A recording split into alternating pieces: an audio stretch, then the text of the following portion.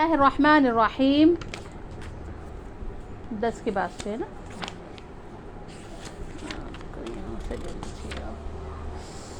ضحاک ابن عطیہ. بسم اللہ الرحمن الرحیم. نحن نقص علیک نبأهم بالحق انہم فتیۃ آمنوا بربہم وزدناہم ہدی. نحن نقص علیک ہم بیان کرتے ہیں آپ کے سامنے نبأهم ان کے واقعہ بالحق ٹھیک. انہم فتیۃ بے شک وہ لوگ فتیۃ نوجوان تھے آمنو ایمان لائے وہ بربہم اپنے رب پر وزدناہم اور زیادتی کی ہم نے ان کی ہدن ہدایت وربتنا اور گروہ دی ہم نے وربتنا اور گرہ دی ہم نے علی قلوبہم ان کے دلوں پر اس قاموں جب وہ کھڑے ہوئے. فقالو پس کہا انہوں نے ربنا اے ہمارے رب رب السماوات والارض آپ آسمان اور زمین کے رب ہیں. لن ندعو ہرگز نہ پکاریں گے ہم من دونہ ان کے سوائے الہن کسی معبود کو. لقد قلنا البتہ تحقیق کہی ہم نے اذن شتتا تب تو بڑی بے جبات. ہؤلاء قومنا یہ ہماری قوم ہے. تخذو ٹھہرا لیے انہوں نے من دونہ اللہ کے سوا آلہۃ معبود. لولا یاتون کیوں نہیں لاتے وہ علیہم ان پر بے سلطان کوئی دلیل بین کھلی ہوئی. فمن اظلم پس کون بڑا ناانصاف ہے ممن افترا اس شخص سے جو باندھتا ہے اللہ کذبا اللہ تعالیٰ پر جھوٹ. وَإِذِ اعْتَزَلْتُمُوهُمْ اور جب کنارہ کش ہو گئے تم ان سے. وَمَا يَعْبُدُونَ اور جن کو پوجتے ہیں وہ إِلَّا اللَّهَ اللہ کے سوا. فَأْوُوا إِلَى الْكَهْفِ فَأْوُوا إِلَى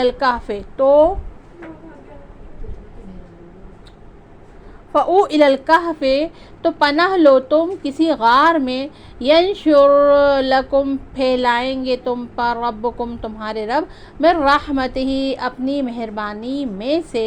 وَيُحَيِّئْ لَكُمْ اور مہیا کریں گے تمہارے لیے من امرکم تمہارے معاملے میں سے رشدا من امرکم مرفقا اسباب راحت.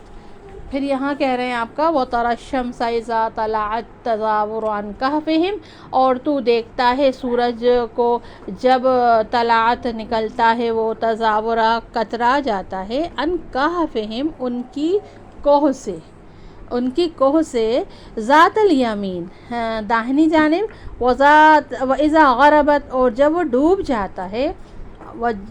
جاتا ہے کس جانب تقرضہم کترا جاتا ہے ان سے ذات الشمال بائیں جانب. وہم فی فجوۃ اور وہ ایک فراخ جگہ میں ہیں منہ غار کے.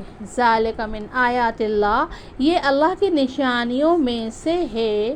من یہد اللہ جس کو یہ ہدایت دیں اللہ فہو المہتد بس وہ رہیاب ہے.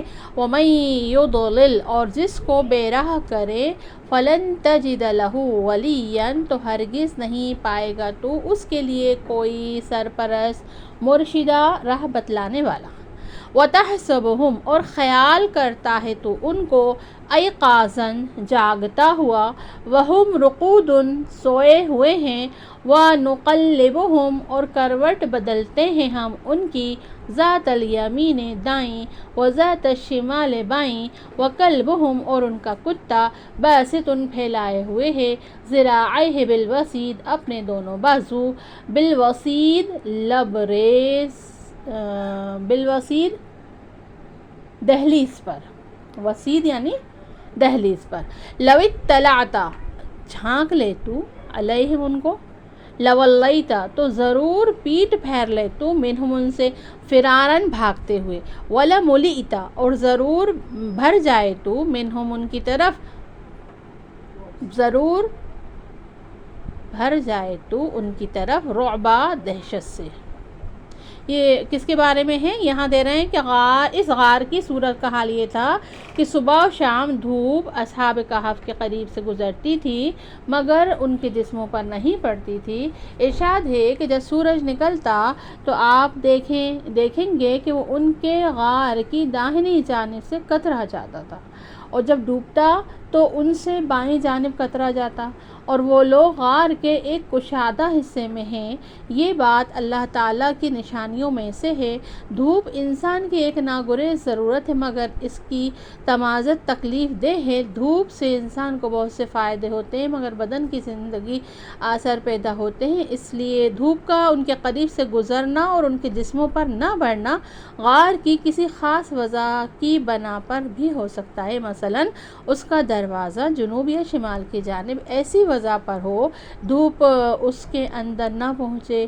بعض مفسرین نے لکھا ہے کہ دھوپ کا ان سے الگ رہنا کسی خاص وجہ حیت کی بنا پر نہیں تھا بلکہ بطور خرق عادت تھا۔